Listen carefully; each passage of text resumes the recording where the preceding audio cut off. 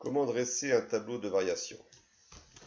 Donc la fonction f, on vient de voir qu'elle est, la fonction g ici, pardon, elle est croissante sur l'intervalle moins 3 jusqu'à moins 1, puis décroissante, puis croissante. Donc c'est la fonction g, donc ici je modifie dans mon tableau de variation, j'écris g entre parenthèses x, ça se prononce g de x. Donc les valeurs de x qui sont intéressantes sont les bornes, moins 3 jusqu'à 5. Donc, moins 3, je vais le mettre complètement à gauche. Et puis, à droite, je vais mettre la valeur 5. Entre-temps, il y a d'autres valeurs qui sont intéressantes. C'est celles qui correspondent à ces pointillés là. C'est celles qui correspondent aux bornes dans les intervalles ici. Donc, j'ai aussi moins 1. Donc, un peu plus loin, j'écris moins 1. Je continue. Ensuite, j'ai la valeur 3 qui est intéressante. 3, cette valeur-là. Et enfin, j'ai la dernière valeur, 5.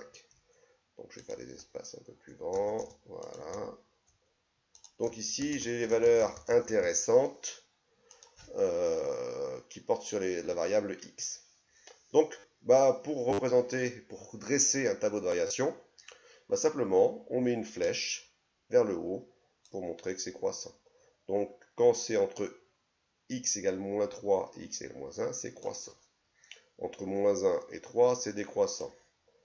Donc, je viens ici comme ça. Je prends l'extrémité. Donc, c'est décroissant. Donc, on ne met pas de flèches courbées. Hein, c'est forcément des flèches droites. Et ici, donc là, on a bien les variations de la fonction. Donc, maintenant, je peux mettre les valeurs qui correspondent ici, ici, ici et ici. Celles qu'on avait trouvées dans le tableau de variation. Donc là, je ne vais pas les écrire dans le tableau, hein, qu'on avait trouvé dans le tableau de numérique, pardon, tableau de valeurs. Donc ici, je vais simplement répondre aux questions sur la notion de maximum et minimum. Donner la plus petite valeur g de x sur l'intervalle moins 3, 5. La plus petite valeur, on la voit, c'est celle qui correspond ici. Donc on avait trouvé tout à l'heure que c'était moins 3. Donc c'est la valeur moins 3. Cette valeur moins 3, hein, j'aurais pu aussi l'indiquer ici. Puisque quand x égale 3, y égale moins 3.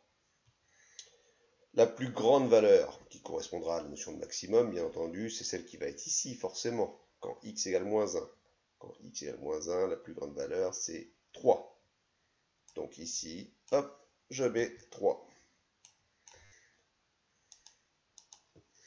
On dit que la fonction g admet un minimum pour x égale, c'est ici minimum, donc c'est pour x égale 3. Et sa valeur, c'est moins 3. La fonction g admet un maximum pour x égale, donc c'est ici, maximum pour x égale moins 1. Et de valeur, x égale moins 1, la valeur correspondante c'était 3. Donc la valeur qui serait ici, donc x égale 3.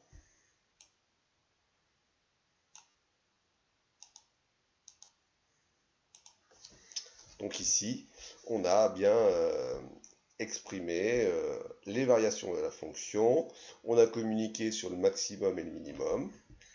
Bon, la seule chose qui me manque dans mon tableau, hein, ce serait des valeurs. Donc ici, ça serait 0. Quand x égale moins 3, y égale 0. Quand x égale moins 1, y égale 3.